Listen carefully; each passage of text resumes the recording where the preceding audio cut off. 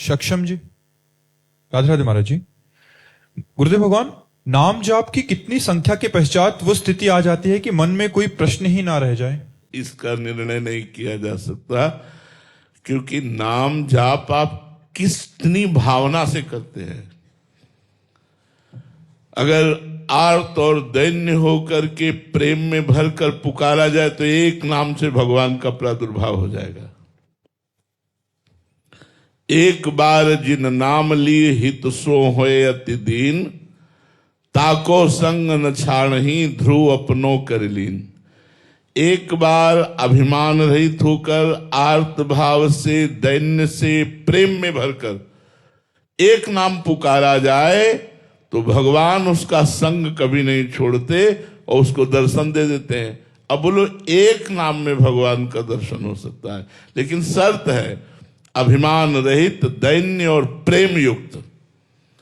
अब ये अभिमान रहित होना, दैन्यता आना, प्रेम युक्त होना कितना समय लगेगा, अब ये तो भगवान जाने। इसीलिए हम कितने समय में सारी कामनाओं को शांत करके भगवान के चरणों में बढ़ते हैं, इसमें हमारी लगन काम करेगी। इसमें संख्या नहीं काम करेगी, इसमें लगन काम करेगी। हम कितनी लगन से नाम जप करते हैं, कितने भाव से नाम जप करते हैं, कितनी आसक्ति पूर्वक नाम जप करते हैं, वही प्रभाव दिखाएगा। अगर हमारा एकाग्रता पूर्वक नाम जप हो तो कम नाम जप से ही बहुत जल्दी उन्नति हो जाएगी।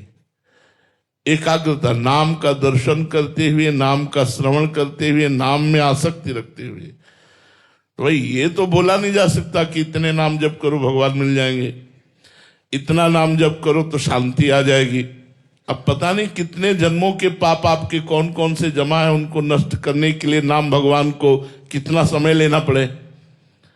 तो इसलिए ये भगवान के ऊपर छोड़ करके अपने को निश्चिंत होकर नाम जप करना चाहिए। जितना अधिक नाम जप करोगे उतने भगवान की कृपा से आपके हृदय में शांति, आनंद और निष्कामता बढ़ेगी। दशरथ जी, महाराष्ट्र से। राधे राधे महाराज जी। महाराज जी, सूक्ष्म शरीर, कारण शरीर एवं स्थूल शरीर परस्पर एक दूसरे से विपरीत आचरण क्यों करते हैं?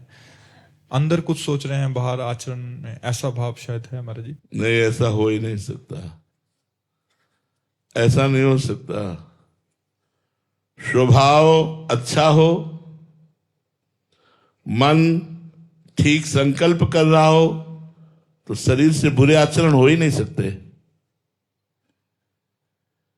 स्वभाव में मलिनता है, मन में भोगों की इच्छा है, लेकिन हम आचरण पवित्र करना चाहते हैं, वो अपवित्र आचरण होंगे।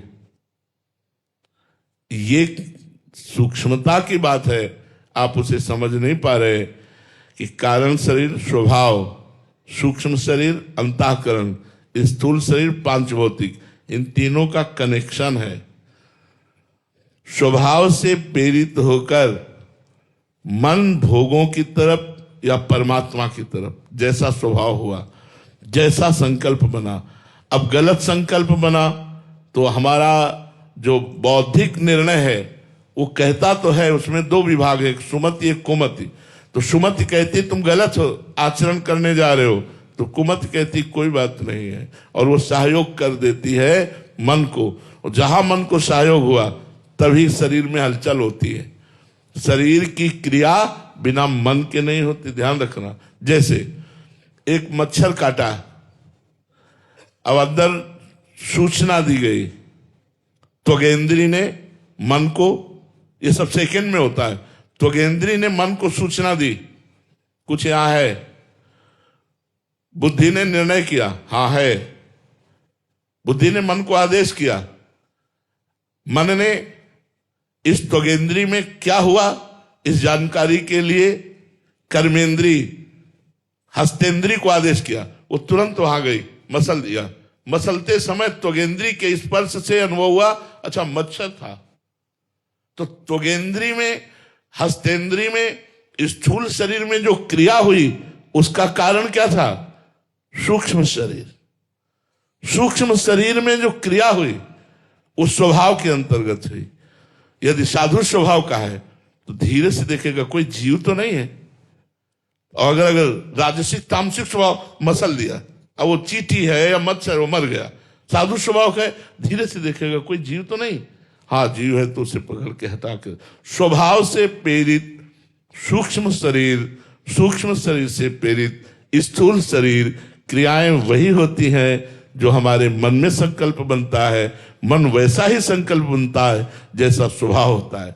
इसलिए ये बात आप कैसे सिद्ध कर सकते हैं कि तीनों में विपरीत कार्य हो रहे हैं? महाराज जी, ऐसा भाव हो सकता है कि अंदर से हम भक्ति मार्ग पे नहीं चल रहे, पर बाहर दिखावा कर रहे हैं, बट अंदर का वो तो पाखंड है, वो पाखंड है, तो उसकी बुद्धि अशुद्ध है, उसका स्वभाव अशुद्ध है, तीनों के कारण वो पाखंड को स्वीकार किए हुए। विपरीत कहां हो सकता है? विपरीत शास्त्र के हो सकता है, संतों के विपरीत हो सकता है, लेकिन इन करणों के विपरीत नहीं। इन्होंने स्वीकार किया तभी हुआ, अगर ये स्वीकार ना करे तो होगा ही नहीं, स्वीकृति से ही होता है। अब वो अंतर्मुख ज्यादा नहीं है, इसलिए वो इस बात को समझ नहीं पा रहे हैं।